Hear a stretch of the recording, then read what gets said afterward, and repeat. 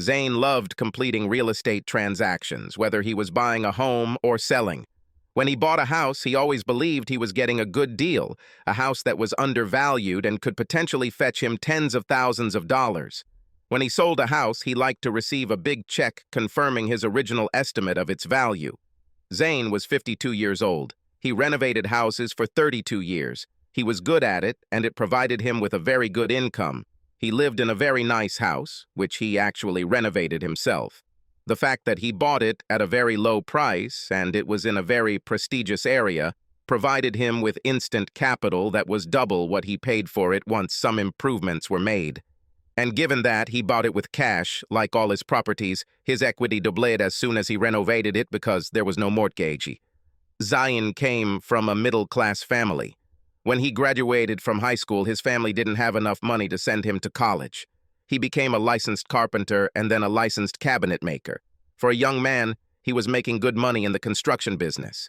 And because he lived at home, he was able to save a significant portion of his salary each month. He was planning to attend a local college and begin studying for a degree in mechanical engineering. However, his work renovating houses distracted him. The way he started was almost an accident. While he was building cabinets for a friend in an area with affordable condominiums, Zane noticed a nearby condo where furniture and belongings were being removed. There was a for sale sign in the yard. He decided to go to the condo and talk to the owner. However, it turned out that the person who did most of the work was the owner's realtor. He showed Zane a two-room condo on the first floor. It was in terrible condition. The carpets were worn and stained. There were holes in the walls. The sliding doors were hanging on one hinge. The cabinets were ruined, the windows were painted over and wouldn't open, and the appliances didn't work properly. The realtor said the tenants had badly damaged the place, and the out-of-town owner wanted to get rid of it as quickly as possible. Zane asked, "How much?" The realtor said, $150,000. And he added, "Based on comparative data, similar condos in good condition in this area sell for $225,000. Based on his knowledge of construction costs, Zane estimated that he could renovate the place better than new for about $25,000 or $30,000. However, Zane did not have $150,000. He only had enough for a 20% down payment. The realtor suggested a bank he was familiar with that specialized in reconstruction loans that include the necessary funds to renovate a property. The realtor said he would help Zane with the loan process. Luckily, Zane had good credit and a history of on-time payments. However, he had to provide a seemingly endless list of his finances, his estimates as a contractor of the cost of improvements, and realtor comparative data on similar condos in the area. The loan approval took several weeks, after which he became the owner of the property. Since Zane had a day job, he could only work on the condo in his spare time, and renovations were slow. So he hired some unemployed workers for the day to do some of the work. This turned out to be a big mistake. Not only was their work rushed, but Zane had to correct some of their shoddy work. All of this took up time while Zane paid his mortgage, homeowner's insurance, utilities, taxes, and condo fees.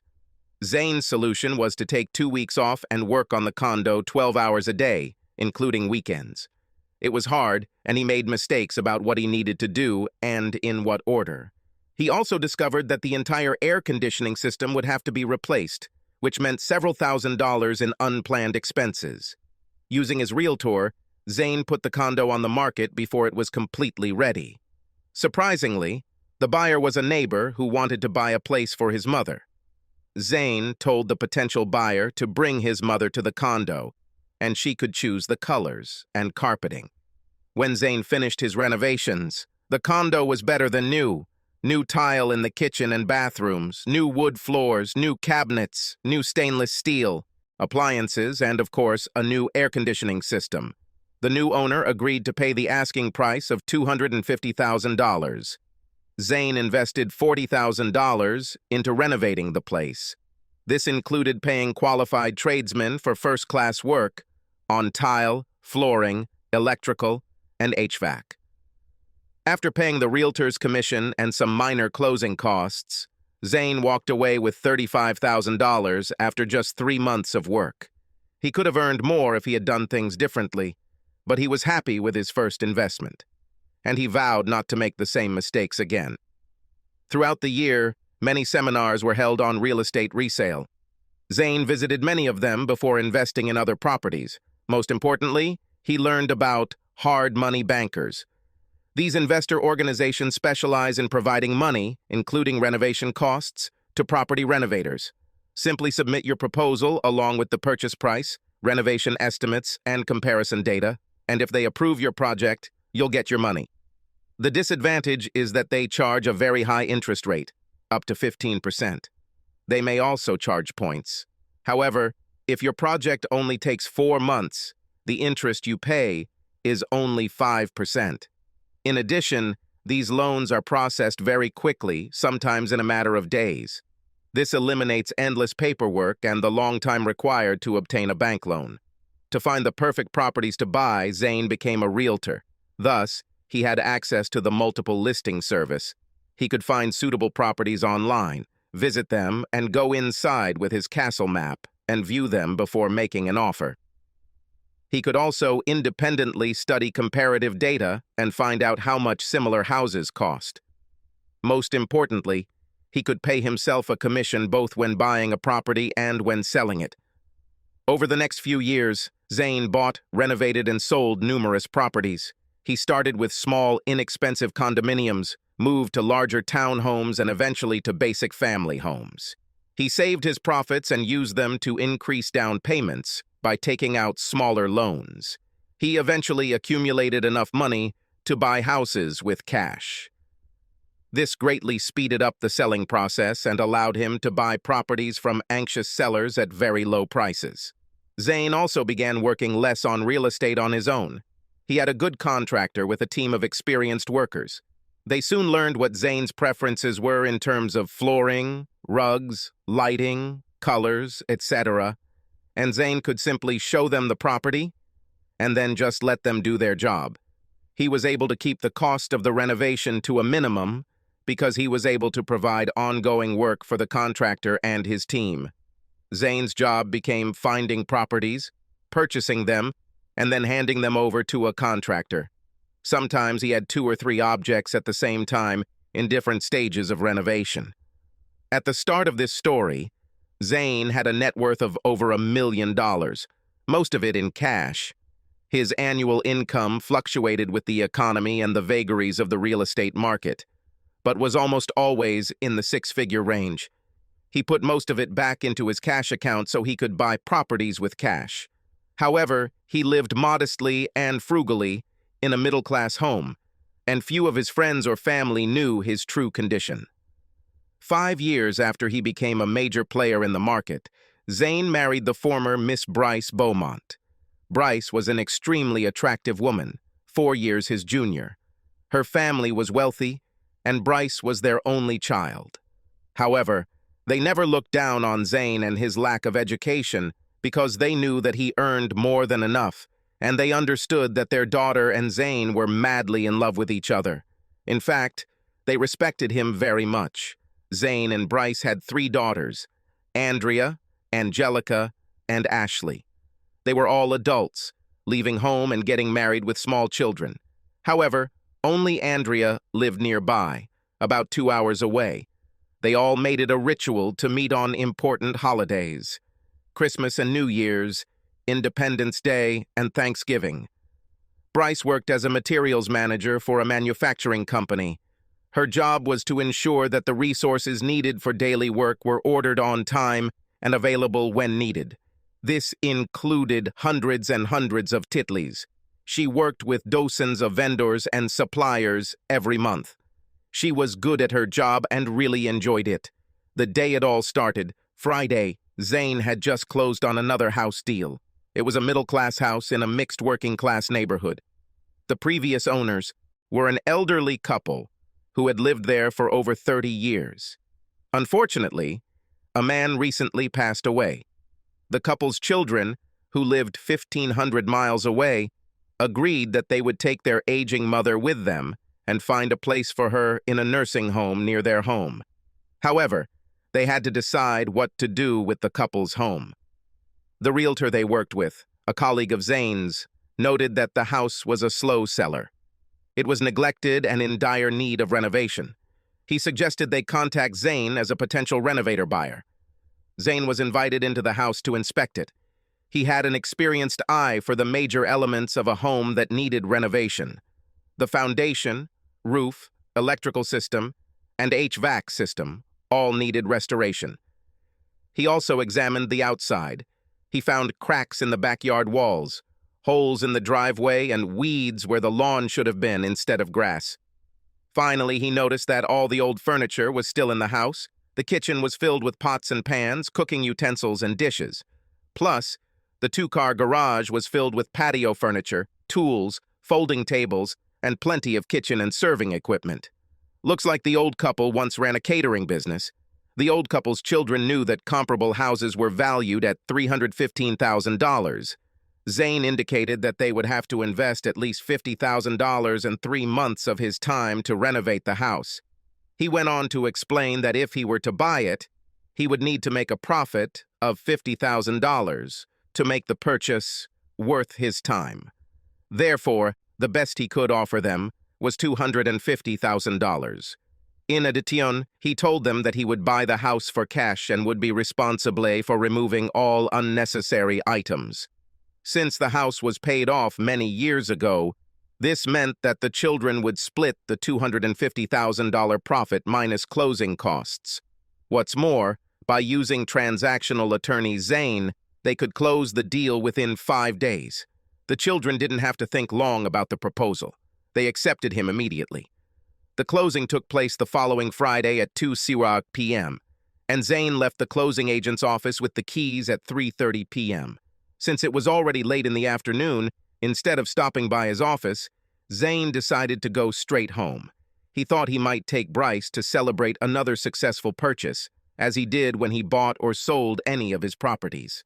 Bryce's car was in the garage when he arrived home, which was a surprise because she wasn't usually home at that time. She didn't greet him when he came through the door. Zane, as he often did when he got home, poured himself 2 neat shots of Captain Morgan rum to ease the stress of the day. As he did this, he heard the shower running in the upstairs bathroom. After taking off his jacket, loosening his tie, and rolling up his sleeves, he went upstairs to announce his presence. Entering his spacious bedroom, he stopped. On the bed were 2 cocktail dresses, one black and one red. Also on the bed were 2 sets of bras and panties, matching the colors of the dresses. On the floor underneath the dresses were matching high heels. Black fishnet, thigh-high stockings hung on the chair at Bryce's dressing table. Looking around, Zane noticed that on Bryce's dressing table lay a bright red lipstick, along with a bottle of her most expensive perfume, an anniversary gift from Zane several years ago. What the hell is going on? Zane said to himself. Zane decided to sit and wait in the bedroom sitting area until his wife came out of the bathroom. When Bryce came out of the bathroom, she was wrapped in a towel and her hair was also wrapped.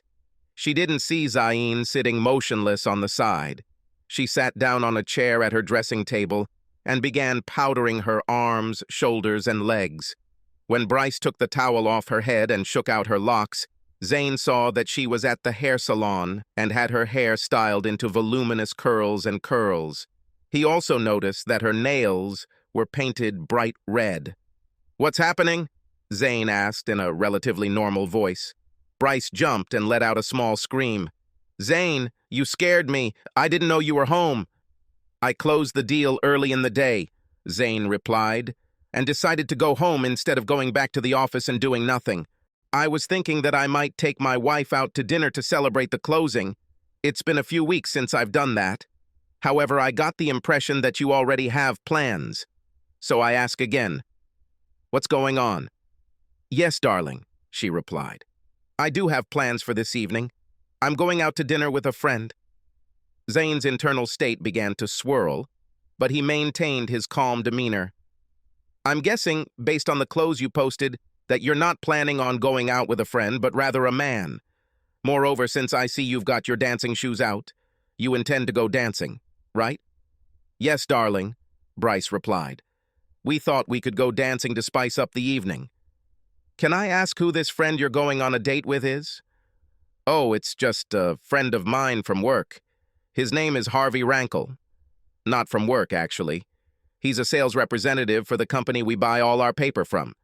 He comes into town once a month, stays overnight, and then returns to Chicago. He always makes time to talk to me, and the last couple of times he came, we went out to lunch together. He is a very nice man, very polite and attentive. And, Bryce quickly added, it's not really a real date. It's basically just dinner and talking with a friend. Zane realized that Bryce would be evasive about his date, so he decided to sidestep the topic and find out her intentions. What dress are you going to wear? Zane asked. I just can't decide. Maybe you can tell me what I'd look best in? Well, Zane began, red will definitely catch the attention of any man. It may be too flashy for a first date, although it goes well with your lipstick and nails, but no man can resist the appeal of a sexy black cocktail dress. He continued, I feel like you haven't dressed this smart for me in a long time, even on our dates. What's so special? Black, that is, Bryce said and did not answer his question. Zane thought for a minute that it had really been a long time since Bryce had dressed so seductively for a date. Then he reproached himself.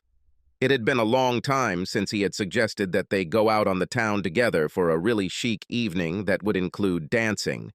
He fell into a routine of taking his wife out to dinner when he bought or sold a house, but it was usually at a nice local place like Clyde's or Red Lobster or TGI Fridays, and it had been an eternity since he last asked her to dance. Zane finished his spiced rum but felt he needed another.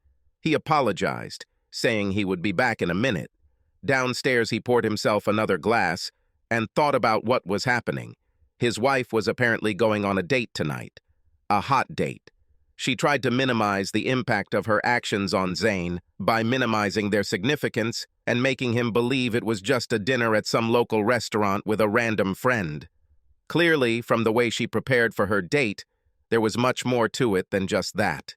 Zane didn't know why she thought she could give it to him so easily, but she tried. When he returned to their bedroom, Bryce had already put on her bra and panties and was now pulling thigh-high stockings over her long, curved legs. These are new, aren't they? Zane asked. I bought these today. I thought they would look great with a thigh-high slit cocktail dress. It's been so long since you dressed like this for me, Zane said. Why such a special seductive ensemble for a random friend? Zane asked casually. I just wanted to look good, was Bryce's only response, trying to make it sound unusual but not very convincingly. You know, Zane said, your breasts are more than enough to fill a black dress without a bra if you want to look particularly sexy. You'll just have to be careful when you bend over so you don't fall out of the dress. I didn't even think about it, Zane, Bryce replied. I was afraid my bra would be too visible in any of these dresses. I'll do it and be careful like you said. Zane realized that Bryce now felt that he was okay with her plans for the evening.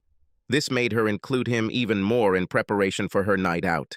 Apparently, she even thought that Zane might be getting his own pleasure from the prospect of his wife with a stranger. She was very wrong. I was going to wear a diamond necklace with matching earrings. What do you think? I think you should stick with the theme of black to match your dress, Zane said enthusiastically. I offer your black sapphire pendant. It will hang just between your breasts like a hypnotic amulet, and you must wear matching black sapphire earrings. You're right, darling. These would be the perfect accessories to go with the dress. And so tempting, Bryce said as she approved of his choice. All the while, Zane kept a calm and collected expression on his face.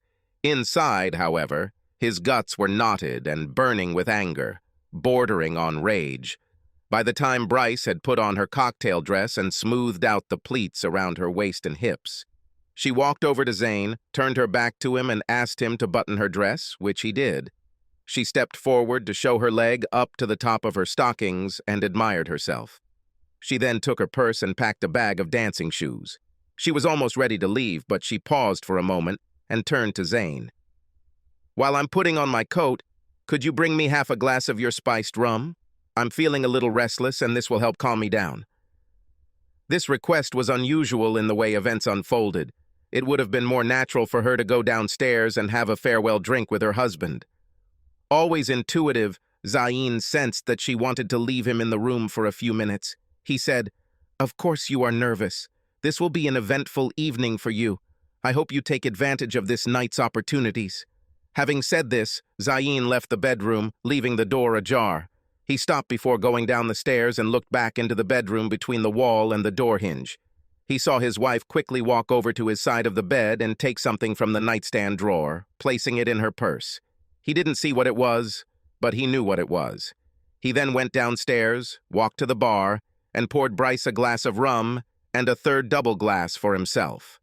When he returned to the bedroom, Bryce was sitting in a chair by her dressing table. "Thank you, darling," she said. "This is exactly what I needed." "I've never seen you so beautiful and sexy," Zayn remarked. "Thank you, darling," Bryce replied. "I'm so glad you understand what this means to me. You're so tolerant of me, and I promise to make it up to you. Maybe I could get dressed again soon, and you could put on your tuxedo, and we could go to dinner in the theater, and then we could come home and you could make passionate love to me." "We'll see how it goes," Zayn replied indifferently. Bryce stood up and announced, "I have to go. I don't want to be late." Zayn walked her down to the front door. "Before you go, darling, I want to take some photos of you." "Oh, I'd love that. After all, I don't dress up that often." Zayn asked Bryce to stand next to the pots by the glass front door, which provided a suitable backdrop for photos. Zayn said, "Turn sideways towards me, and then turn your upper body towards the camera like models do." Bryce complied with his request, and Zayn took some photos of his beautiful wife. "Now," he said, "turn to me, lean forward, being careful not to fall out of the dress, and lift the hem so that I can easily see a lot of legs and the top of the stocking." Almost drunk with self-satisfaction, Bryce again complied with his request, and Zayn took half a dozen more photos. Bryce looked at her watch and said, "I really have to go." She added, "I don't know when I'll be back, so please don't wait for me." Zayn answered prophetically, "Don't worry, I won't wait for you." Finally, Bryce said, "Kiss me and wish me a nice evening." Bryce leaned forward and added, "Kiss me on the cheek, so you don't smudge my lipstick." She turned her face slightly to the left and closed her eyes. Zayn hit his wife almost as hard as he could on her right cheek. He knew it hurt because his arm was stinging from the blow. Bryce stumbled back and rested her back against the front door, completely shocked by the attack.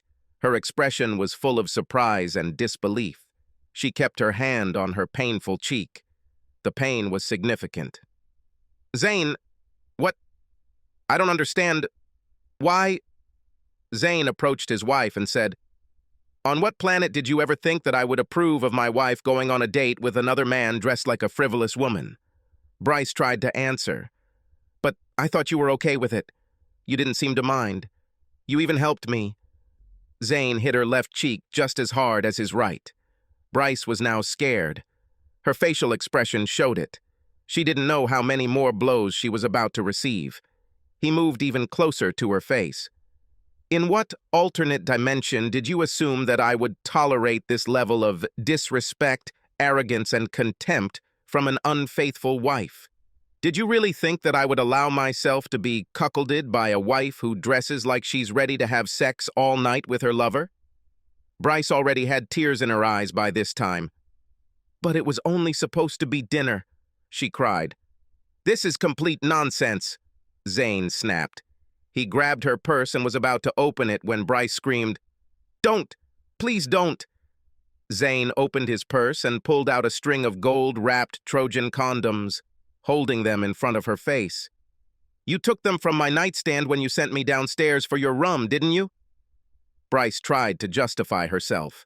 "They were just in case. I didn't intend to use them." "Whatever," Zayn replied angrily. Bryce began to realize how poorly she had misjudged her husband. She could see that he was holding back the tears that formed in his eyes due to the pain he was experiencing. "Please, Zayn," she begged. "It was a big mistake. I didn't want to hurt you. I really thought... I don't know what I thought. I was so fascinated by this man. He was giving me so much attention. I should never have gotten involved in this. I'll cancel the date. We'll stay home together. We can get cozy in front of the fireplace. Just you and me. Unlikely, Zane said. If you stay here, I'll spank you until I'm tired of raising my hand. Zane took his wife's coat and purse and pushed them into her hands. I want you out of here right now. Don't even think about coming back until tomorrow afternoon because I won't let you in. With that, Zane opened the front door and forced his wife out onto the porch to her car. He opened the car door and pushed her inside. You won't need this, he said as he grabbed her purse and found her keys. He took the house key off the key fob. He also removed the automatic garage door remote control from the sunshade. But where should I go?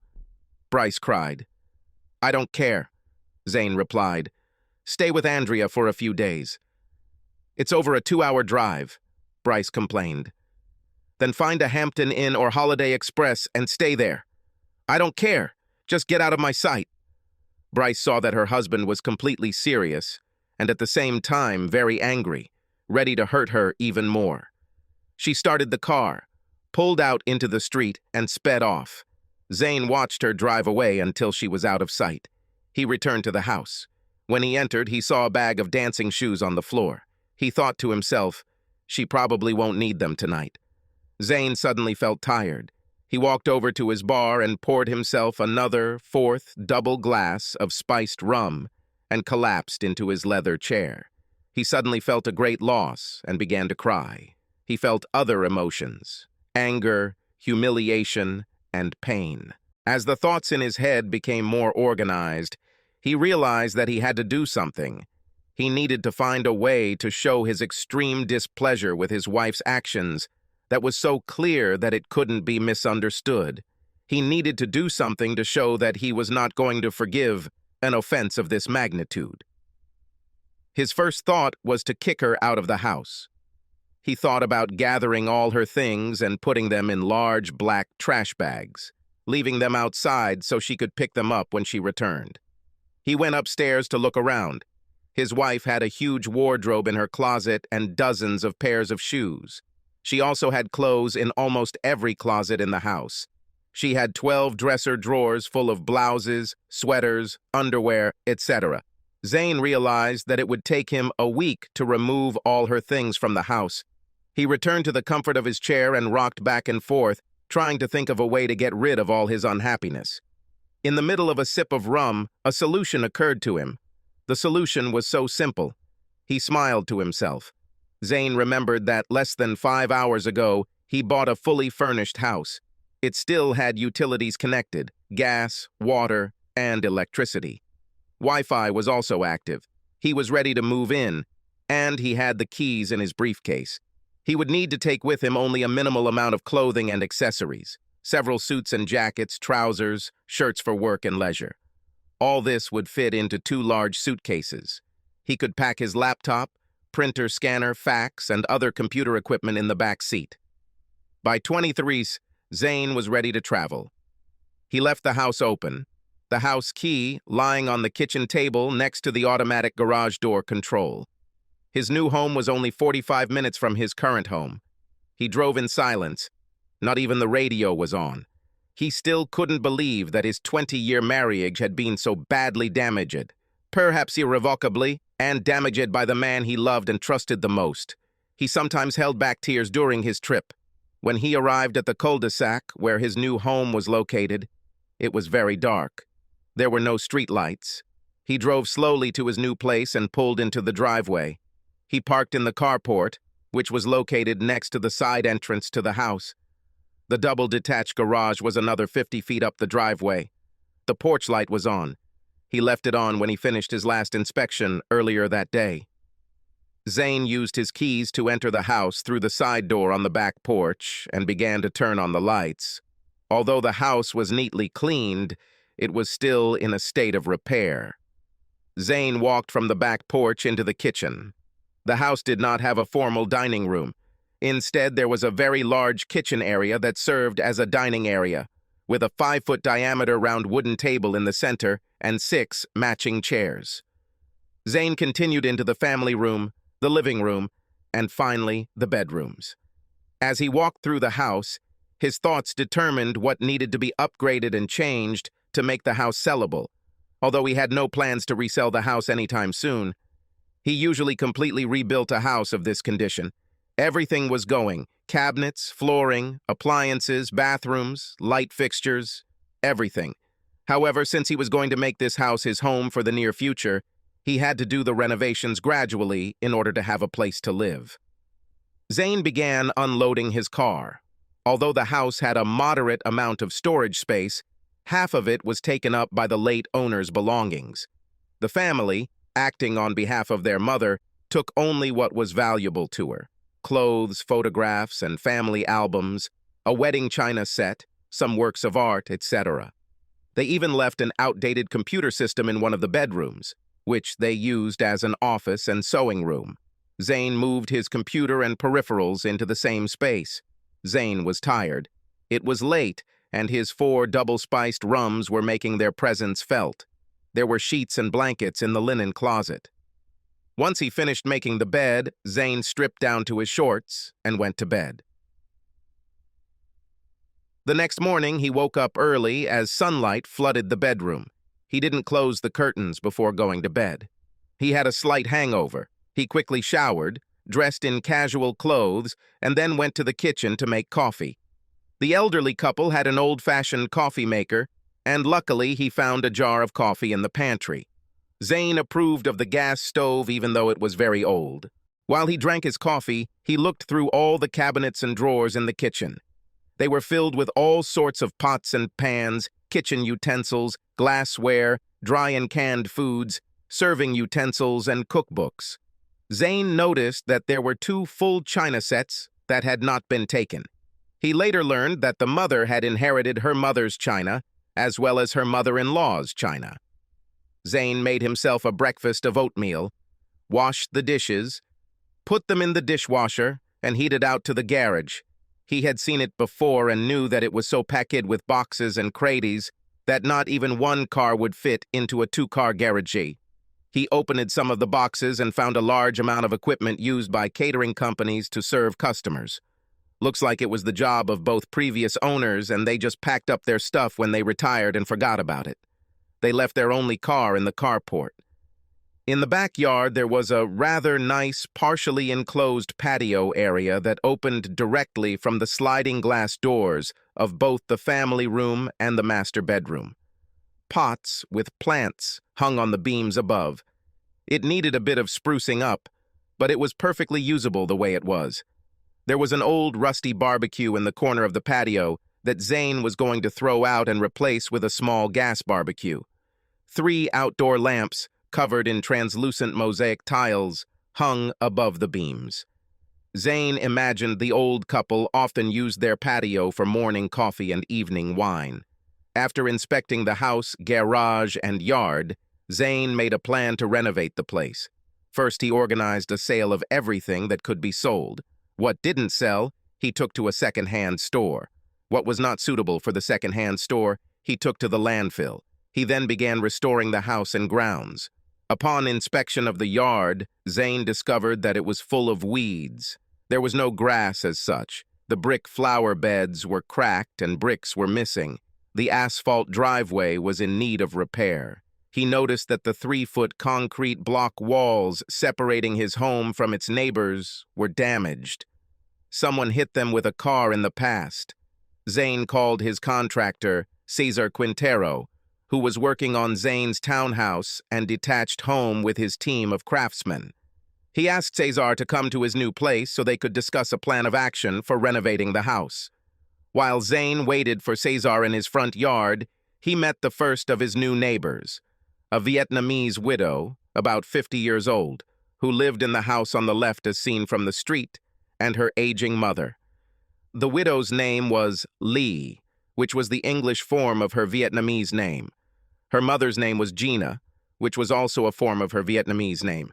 Lee spoke English with a strong accent. Her mother spoke almost no English. Lee was on her way to work, but said she would be his guide around the area and introduce him to other residents of the cul-de-sac. Zane said he would appreciate the courtesy. Just then, Cesar pulled up in his pickup truck. Zane and Cesar greeted each other like the friends they had become, and then Cesar looked at the front of the house. "Yes," he said, "this is by far the least attractive house on the street. I don't know what else can be done here, but we definitely need to give this place a little curb appeal." Zane and Cesar looked around the house, and Cesar saw the same things that needed to be done that Zane saw. They then walked around the perimeter of the cul-de-sac. Cesar noted that many homes are in need of repairs: corroded walkways, broken flower beds, cracked walls, rickety fences, missing shutters, unkempt lawns full of weeds, and so on. After they decided on renovation priorities, Cesar left and Zane was left alone again. He turned on his cell phone and noticed the calls.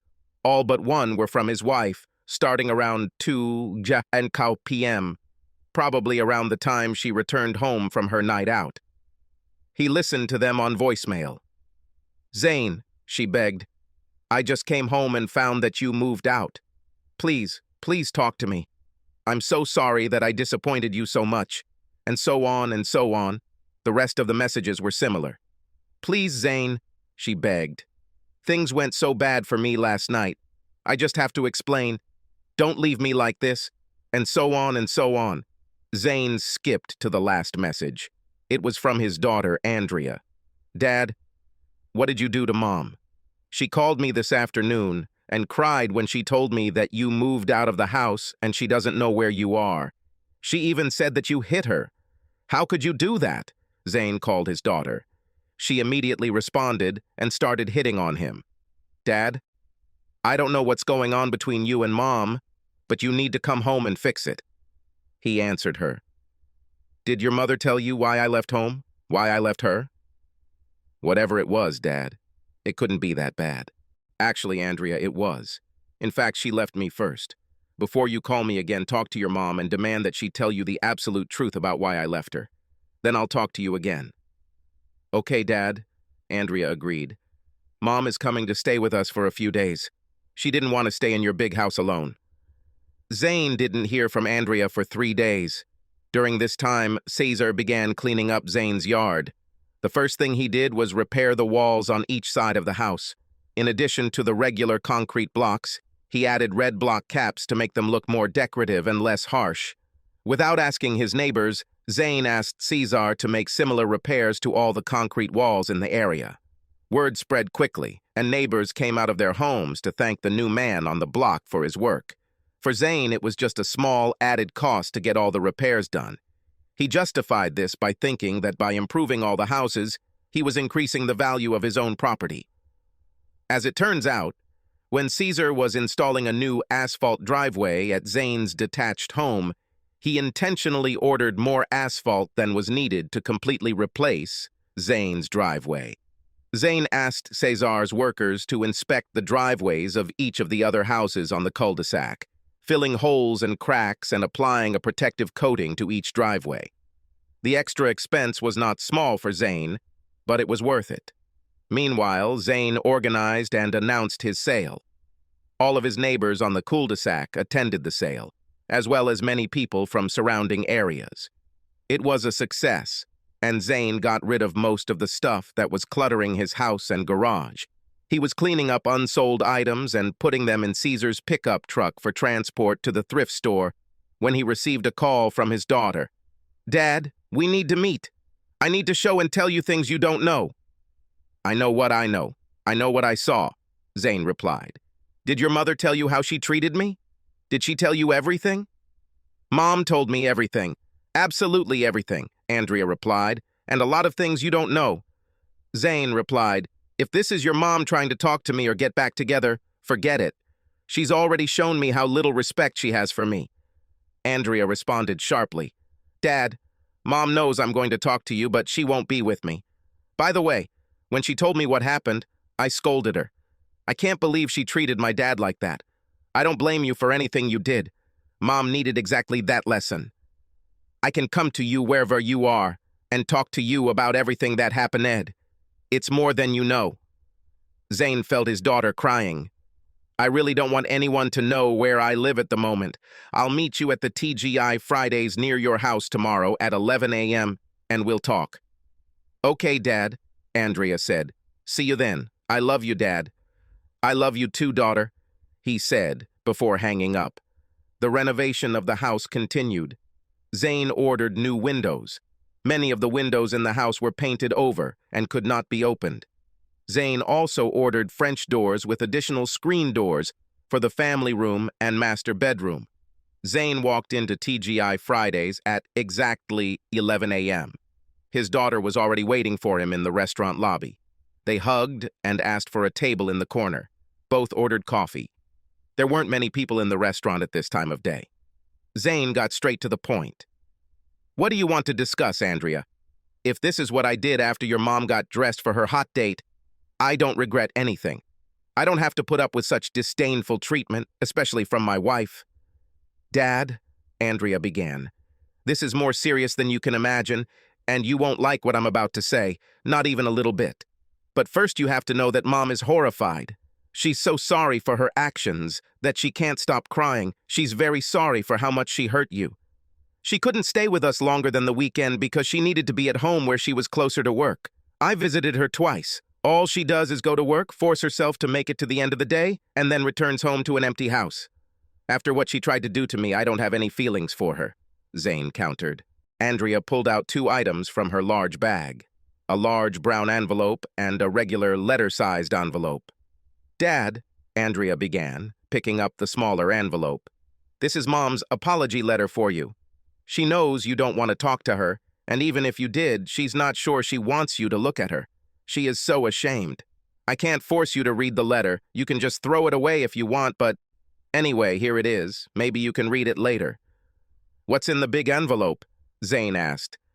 "Dad, this is a complete description of Mom's relationship with the salesman she was on a date with.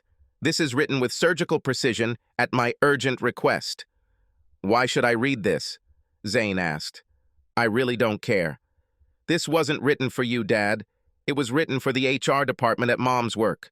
And why should they care what Bryce did on her own time and with a non-company employee?"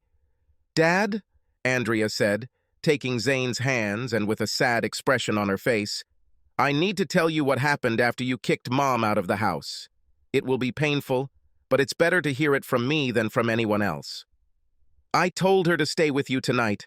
I didn't want her around. I wasn't sure I didn't want to spank her again." "I know that, Dad," Andrea said. "When she complained that the drive was long, you advised her to find a motel or hotel to stay at." "Fine," Zane asked. "Mom was in pain, not just because of the slaps, but she already realized how badly she had screwed up. No matter how angry you seemed, she knew that you were truly hurt by her behavior. She was confused too. One minute you're helping her get ready for a date, which is clearly against your true nature, and the next you're slapping her and yelling at her."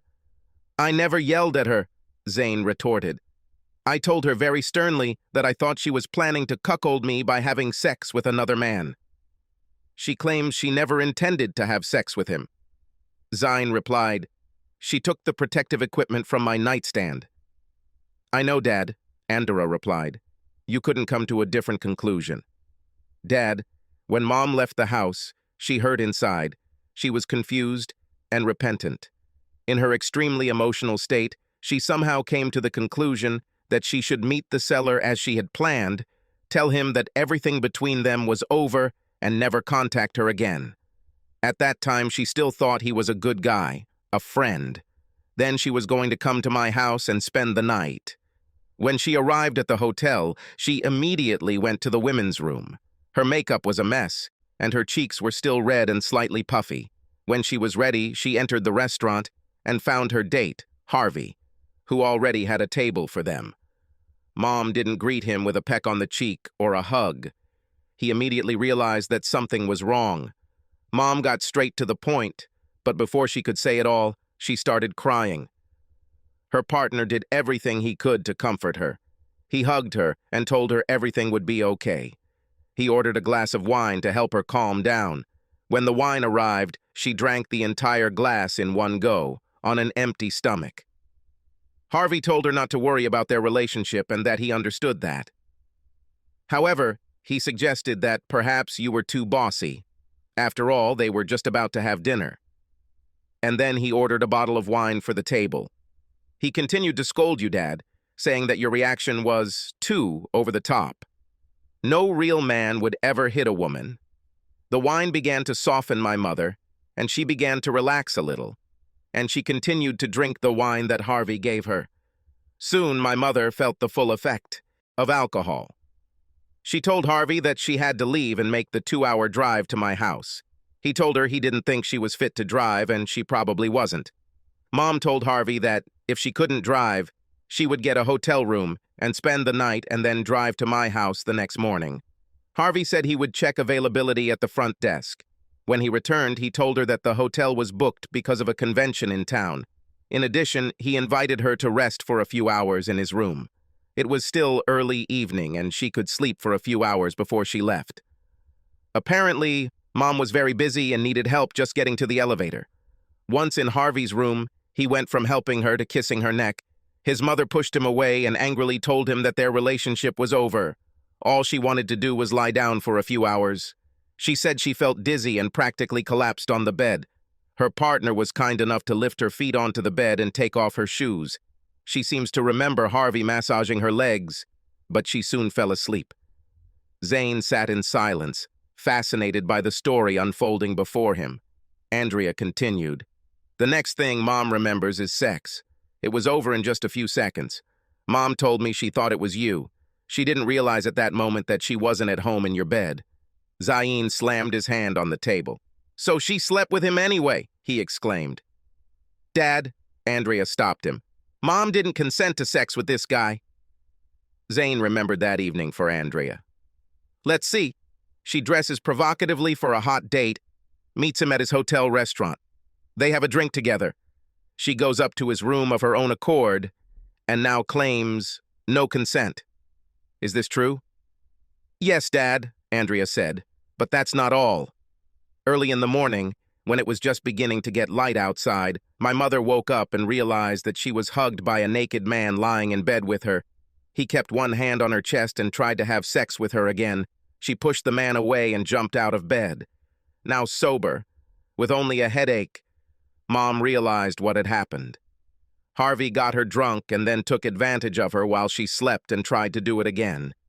She screamed at him and screamed that she never wanted him to have sex with her.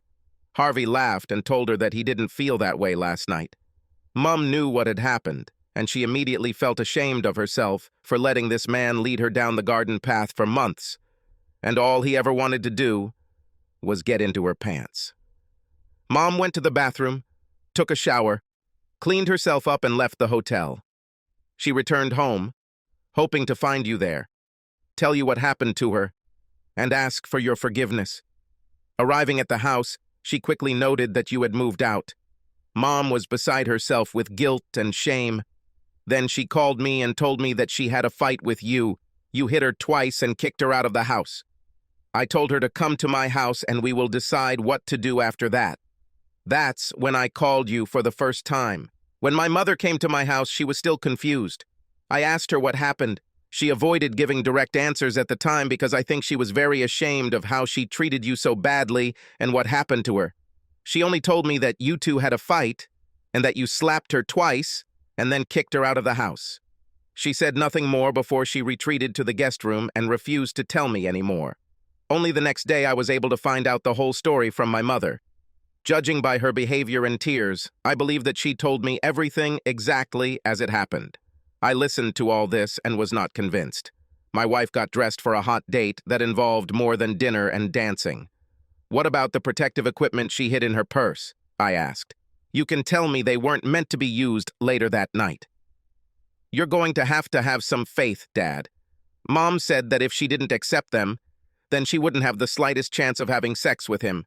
But if she had them, then the only thing standing between her and the hotel room bed was her willpower. She wouldn't entertain this man simply because she chose not to. She thought she needed to feel wanted. This sounded like nonsense to Zane, and he said so. She'll have a hard time convincing me of that. Andrea changed the subject. Dad, Mom found a counselor who will help her understand what she did and why. The advisor also wanted to meet with you, but you couldn't be found, and we decided you probably wouldn't participate anyway. Sometimes I come in instead of you, just to listen to what Mom says and understand what situation led to her stupidity. Zane confirmed Andrea's conclusion that he would not have participated in counseling because he felt the problem was entirely of Bryce's making. Let her understand her actions. Andrea changed the subject again. Mom's HR department read Mom's statement about the incident, consulted with the firm's lawyer, and decided that any rape allegations against Harvey would not prevail. It was a classic case of he said, she said. However, they passed on Mom's description of events to Harvey's HR department. Harvey readily admitted to having sex with his mom, but said it was consensual. The two HR departments agreed that it was a he said, she said scenario, and it would be futile to try to hold Harvey accountable. However, Harvey's company noted that it was inappropriate for one of their salespeople to have sex with a married woman, or anyone else, in the company of a customer. Harvey was fired from his job. Zane and Andrea sat in silence for a long time. This was a lot of information for Zane to absorb. He initially vaguely thought that he would stay away from Bryce for a while before giving her the opportunity to apologize to him for her actions. He knew it would be difficult to move forward, especially at first, but he thought that with time their lives would return to normal. But now everything was different. She actually had sex with her so-called friend. And regardless of Andrea's description of events, Zane wasn't sure it wasn't on purpose. He realized that there was a conflict within him that he could not resolve. His immediate solution to this was to do nothing at the moment. He was going to continue his alternative life and stay away from Bryce. He talked to Andrea from time to time, and she urged him to talk to his wife and sort things out. It was actually an open wound. It never occurred to Zane to divorce Bryce. He could achieve almost the same thing by simply separating himself from his old life with her. Over the next few days and then weeks, Zane continued to renovate his new home and also help his neighbors improve the appearance of their homes. He also resumed his career, finding, buying, renovating, and selling distressed properties. Among other things, he renovated and landscaped a small island in the middle of a cul-de-sac. It became a quiet place to relax in the middle of the day or evening, a meeting place for neighbors when they had a party, or an ideal place to celebrate a birthday. The local ladies found out that Zane was a bad cook. Moreover, they learned that he usually ate a frozen sandwich for breakfast in the morning and a frozen dinner in the evening. To show their gratitude, the neighborhood wives organized the preparation of casseroles, meatloaves, soups, salads, desserts, and a variety of other dishes so that their generous new resident would be well provided with good food. Late in the afternoon, as Zane was reviewing the cost spreadsheet for purchasing and renovating a new property, there was a knock on the door. Without thinking about it, he saved his work on the computer and opened the door. It was not one of his neighbors, as he thought. It was Bryce. "Bryce," Zane said, "I didn't expect to see you here. How did you find me?" Bryce didn't answer his question. Instead, she said, "Can I come in?" Much of the anger inside Zane that he had felt the last time he saw his wife had diminished. Zane suddenly felt like he should be polite. "Please come in," was all he said, still stunned by his wife's sudden appearance. Bryce clearly dressed for the occasion. She wore a simple white sundress and matching flats. Her hair was down, and she looked washed and clean. Bryce entered the house with several bags of groceries. "Where's the kitchen?" she asked. "I need to put this down." Zane pointed to the swinging kitchen door adjacent to the dining room, and Bryce immediately walked through the door and placed the bags on the countertop. She returned and looked around. "It's a little sparse, but it's nice. I think you fixed it, whatever it was." Zane replied, "I haven't completely finished the renovation yet, but it's livable." "Can I get a tour?" asked Bryce. "Of course," Zane replied and led her through the living room, down the hallway, through each of the bedrooms, and finally into the master bedroom. At each stop, Zane pointed out what he had already done and what he still needed to do. Bryce noted that compared to their real home, there wasn't much closet space. Zane replied that he had more than enough and that his clothes only took up half of what he had. Bryce also commented on the double bed. "It's more than big enough for me," Zane said. "And besides, a double bed would fill up the room too much." Bryce didn't hesitate to make a couple of suggestions on things like curtains and carpeting. In the past, Zane has often used her ideas in homes he has renovated. He then led her through the new French doors into the living room and onto the screened patio. Bryce loved the cozy atmosphere of the small patio and commented, "It would be great to relax here in the evening after dinner. I often relax here in the evening after dinner with a glass of my favorite strong red wine. It puts me in the mood for sleep." Back in the living room, Zane had finally come to his senses after his wife's unexpected appearance. "How did you find me?" Zane asked. "It wasn't easy," Bryce believed. "I was able to get some help and some insight into where you might be from your colleagues in your real estate office. I drove by a few days ago and saw your car in the carport. I thought long and hard about ending your new life. But I needed to see you at least for a little while, so I decided to come over and cook dinner for you. I know you're a terrible cook, so I brought everything I needed for a meatloaf dinner. I hoped you would tolerate me long enough to let me cook you dinner, and then leave you alone again." She added, "You can help me in the kitchen or whatever you're doing, and I'll call you when dinner is ready. I have a spreadsheet program that I need to finish, and then I'll do what I can to help with dinner." When Zane came into the kitchen 20 minutes later and offered to help, Bryce turned to him, a little teary-eyed, and said, "You don't really need my help, do you? Your refrigerator and freezer are full of food. I didn't find a single frozen dinner in the entire kitchen." "The neighbors' wives take very good care of me in terms of food," Zane said. "I have helped several of my neighbors with small projects to improve the appearance of their homes, and they pay me with a casserole or brisket from time to time. However, I would absolutely love one of your meatloaf dinners, and I more than appreciate the fact that you came here to make this for me." "That's a weak excuse to see you again," Bryce replied.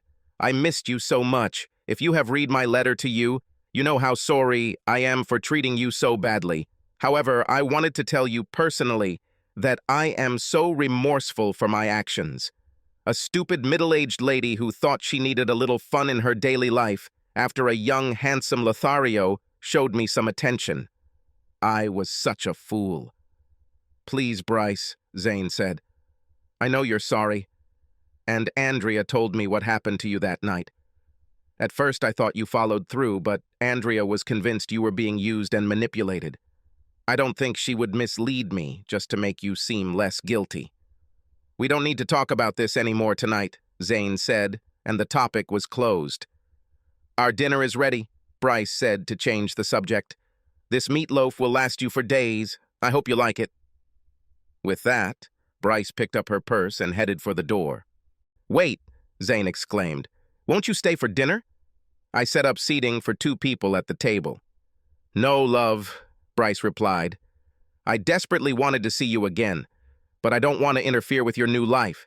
If you don't mind, I'd like to come back next Friday and cook dinner for you again." "That would be great," Zane replied. "But next time, I'd like you to stay so we can have dinner together and enjoy a glass of wine on the patio." "I'd like that, Zane, but I'll have to see how guilty I still feel." With that, Bryce walked out the door and soon drove away from Zane's house. While Zane has adjusted to living alone, he has also adjusted to not feeling lonely. Now, after the sudden departure of his wife, he felt lonely. Zane's feelings for his wife were mixed. He was still hurt and a little angry that Bryce would even think about going on a date with someone other than himself. On the other hand, he missed being with his old wife. He felt like Bryce was trying to be that old wife again. The following Friday evening, Bryce showed up at the door again. This time, she had steaks that she wanted him to grill while she prepared the salad, potatoes, and vegetables. This time, Zane was ready for her with a bottle of wine, which they both started drinking while they prepared dinner. They ate on the covered trellis terrace at an outdoor table large enough for 2 people. The conversation was mostly light. Bryce asked Zane about his job and the condition of the houses he worked on, and Zane asked about Bryce's daily activities. Bryce admitted that she had a lot of time to herself these days after she got home from work, started reading a lot, and even joined a book club. Zane asked about the job and immediately regretted doing it. Bryce admitted that she still feels awkward being seen in the office. No one had ever told her anything about the incident with the sales representative, but everyone knew the story. After a pleasant evening, Bryce again brushed it off, saying she still didn't want to interfere with Zane's new lifestyle. She added that she was looking forward to seeing him once a week and cooking dinner for him. Zane agreed that this was a new routine that he would like to continue as well. One Thursday in the 4th week since Bryce started coming over to his house, Zane emailed her to let her know that the people in his cul-de-sac were having a party on Saturday and that she didn't have to cook dinner on Friday or take anything with her. Do not bring. She replied that she would at least bring a bowl of potato salad to the party. When Zane opened the door, he was pleasantly surprised at how good Bryce looked. She was wearing a beautiful summer dress with a moderate neckline. They relaxed until it was time to go to the party, which started around 3 p.m. Bryce explained that she wanted to look good for the neighbors, but it was obvious to Zane that she wanted to look good for him. Party organizers were busy arranging tables, and neighbors were bringing out lounge chairs to sit on. One of the neighbors was an avid barbecue enthusiast and would fire up the gas on his barbecue while cooking several $100s worth of steak, chicken, and sausage. Almost all the neighbors brought beer, wine, soft drinks, and hard drinks to the party. Zane brought several bottles of his favorite dark red wine. When neighbors came over, Zane introduced them to Bryce. They were all surprised by her gifts and accidentally told her that they didn't know if Zane was actually married.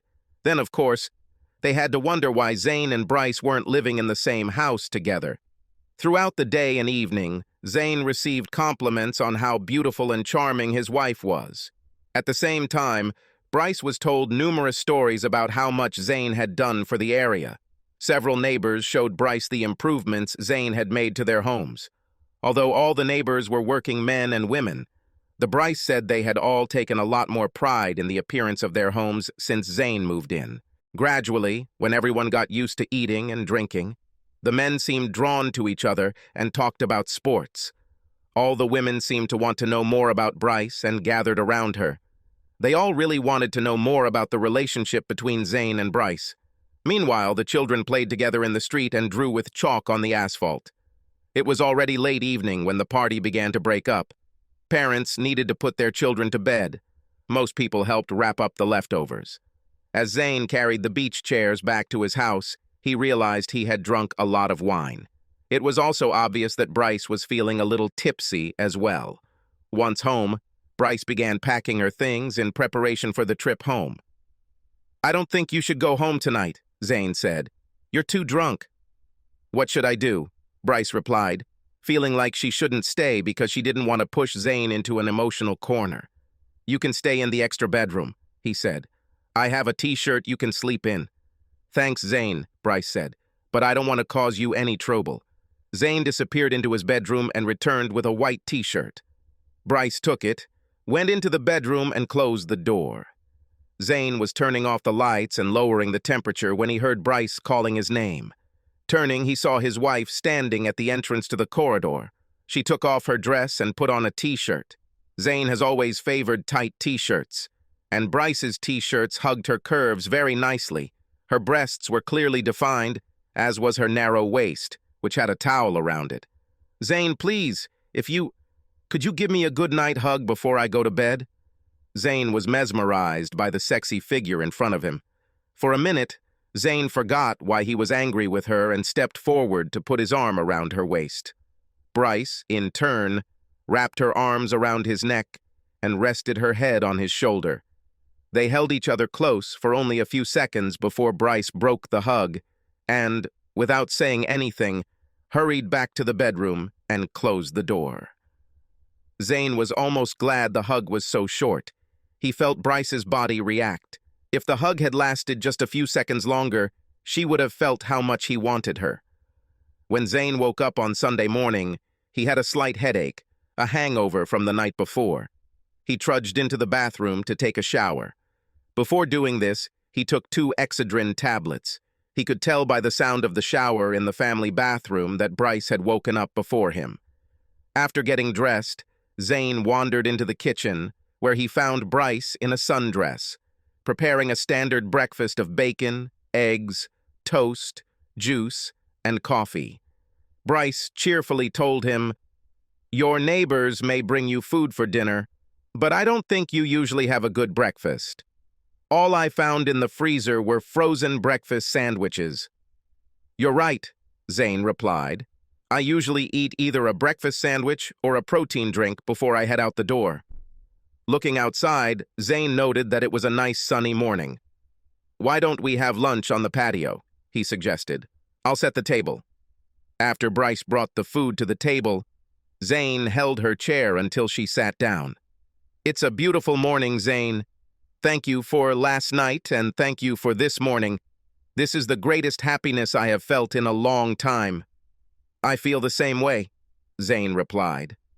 Bryce took the opportunity to get a feel for how Zane felt about their relationship, but she didn't want to push things too hard or too fast. "Do you have any ideas about when you might want to come home?" she asked, trying to make it a normal question. After thinking about it for a few minutes, Zane replied, "I don't know if I want to go home again." Bryce took this to mean he didn't want to date her again, and she was sad, but tried not to show it. "Well, if so, then I'll wait. Until you do, I'd like to continue coming here on Fridays and cooking you dinner. You do not mind?" "Yes, I would like that.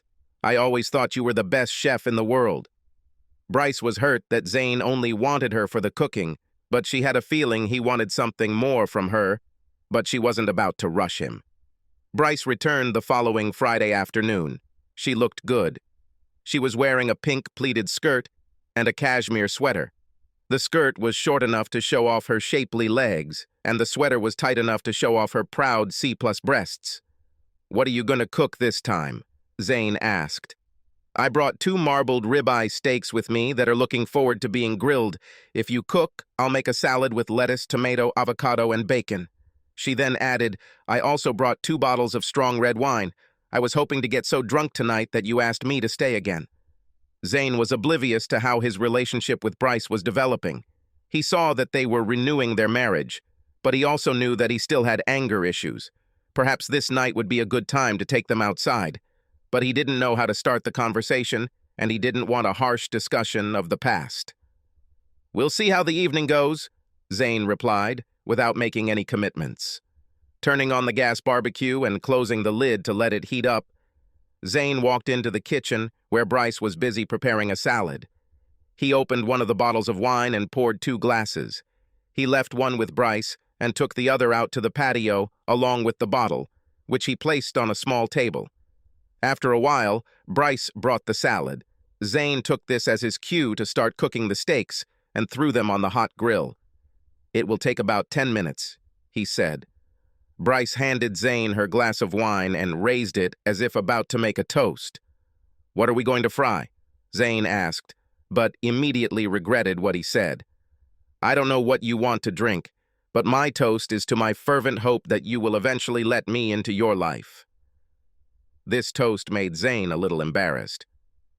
"We'll talk later," he said, returning to tend to the sizzling steaks.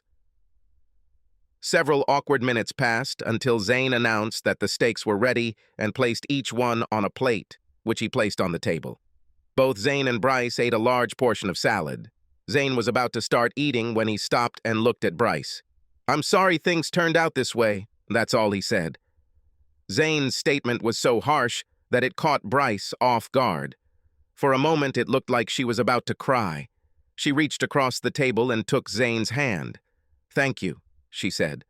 "I was so afraid that you thought I willingly slept with someone and that you would never forgive me."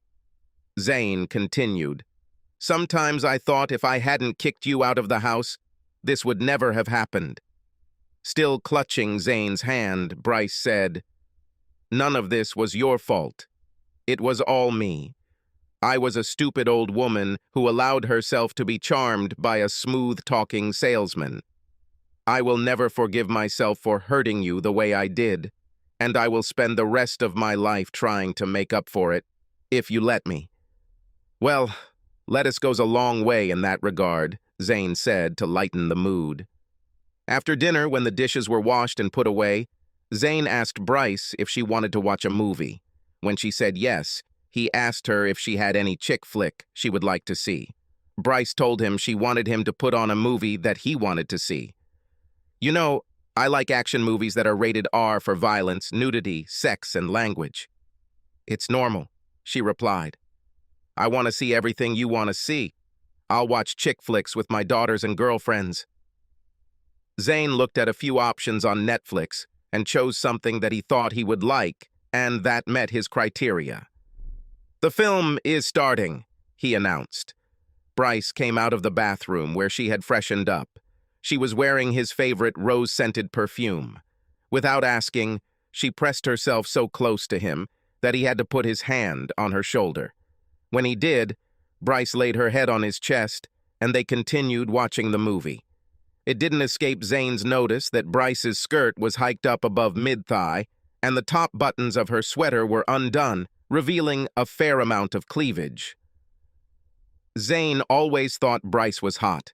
However, it was the events that unfolded around her date that completely turned him away from her, no matter how physically beautiful and sexy she was.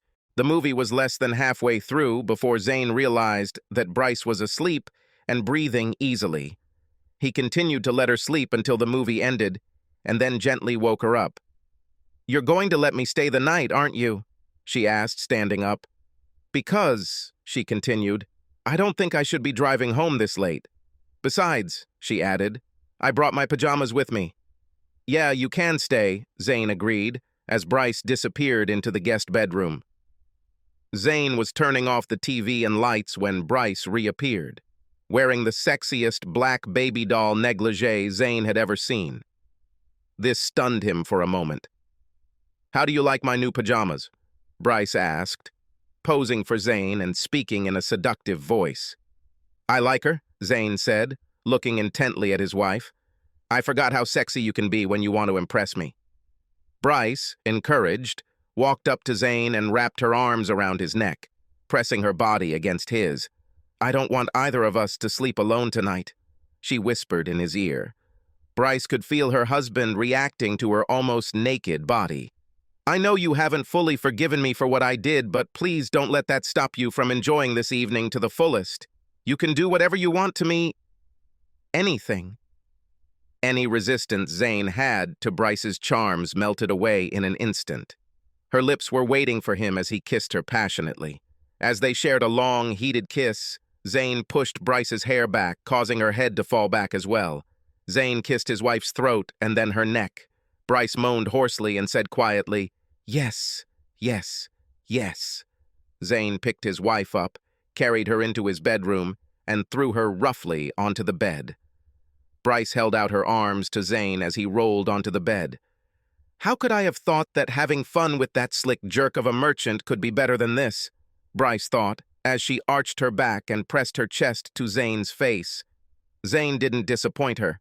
Over the past few months, he has accumulated a lot of sexual energy, and Bryce looked much more attractive than she had at any time in years. Zane thought to himself, maybe a break from everyday life is the key to random great sex. That night, Zane and Bryce went a few rounds before falling asleep in each other's arms. The next morning, over breakfast on the patio, Bryce asked in a pleading voice, "Zane, I think you know how bad I feel about the way I treated you. You should also know that I will never do anything like that again. I know what will happen to me if I do this, but we have been separated for almost 6 months. Don't you think it's time to return home and resume our life together as it was?" Zane stopped eating and wiped his mouth with a napkin, thinking about his answer. "Bryce, I thought about it, but I changed my mind. First of all, this house is too big for me right now. When we had 3 growing children, it was perfect, but now it's just not possible. Besides, I never really fit in with our neighbors. They are all college graduates and professional people, while I barely have a high school diploma. I never had much in common with them. But you make at least as much money as they do on the houses you renovate. And our house has been renovated much better than most in the area, thanks to your contractor and landscaper friends. What I'm trying to say, Bryce, is that this is my home now. This is where I want to live. These are the kind of neighbors I want to have. When completely renovated, this home will be the perfect size and function for my needs. No, Bryce, I'm not going back to my old house. However, it is paid for, and I consider it a great investment. You are completely free to live there as long as you want. Bryce's face suddenly became sad. Oh, Zane, this is not what I wanted. Bryce quickly stood up from the table. I have to go, she announced, putting on a brave face. In just a few minutes, Bryce gathered all her things and walked out the door. Zane felt bad. He didn't mean to hurt her like that. However, he was sure that he wanted to live in his new house and make it his new home. He didn't hear anything from Bryce for 2 weeks. Then, late Friday afternoon, there was a knock on his door. When he opened it, Bryce was standing there with 3 suitcases. I have 2 more in the car, she said. What's happening? Zane asked as he stepped aside, letting Bryce pass and taking her 3rd suitcase. Bryce set down her 2 suitcases, turned around, wrapped her arms around Zane's neck, and kissed him passionately. If you want to live in this house, then this is my house too. I don't think you'll like this house, Bryce. It barely has the space you need for all your stuff, especially clothes. In another house, you have clothes in every bedroom closet. Even in the guest room, there is only half a closet where guests can hang their clothes. I gave away almost all my clothes.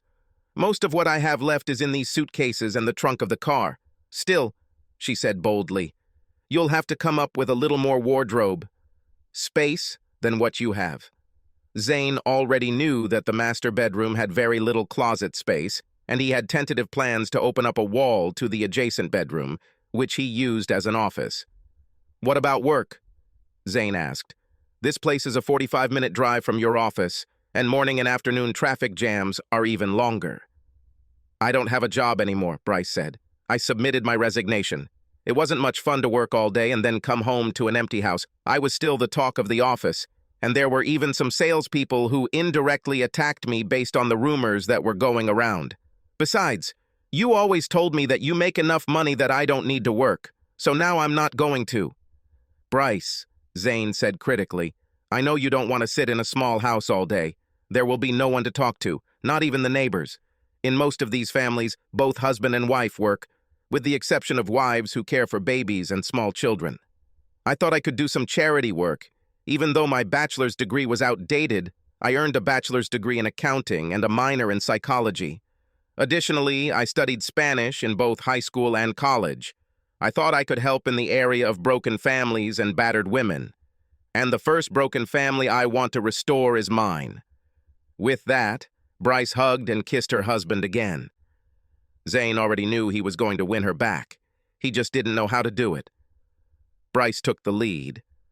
I hope you didn't give away all your sexy cocktail dresses and dancing shoes, Zane whispered in her ear. I have a couple left. Why do you ask? I just thought it would be nice if we went on a fancy date once a month, if not more, Zane replied. I wouldn't mind sometimes dressing up in a dark suit and going out dancing with a beautiful woman who looks absolutely alluring in a sexy cocktail dress. I might even want to splurge on a night in a fancy hotel room rather than drive home. Bryce was beaming with joy. I'd like to do that too, she said, and once again passionately kissed her husband with her whole body. Welcome home, Bryce, Zane said as he picked up his wife and carried her into the bedroom. Subscribe to our channel so that your second chaff doesn't cheat on you, and go ahead and listen to the next story, because this story is nothing compared to the next one. If you're under 18, don't even think about listening to the next one. Listening to the next one. Listening to the next one. Listening to the next one. Listening to the next one. Listening to the next one. Listening to the next one. Listening to the next one. Listening to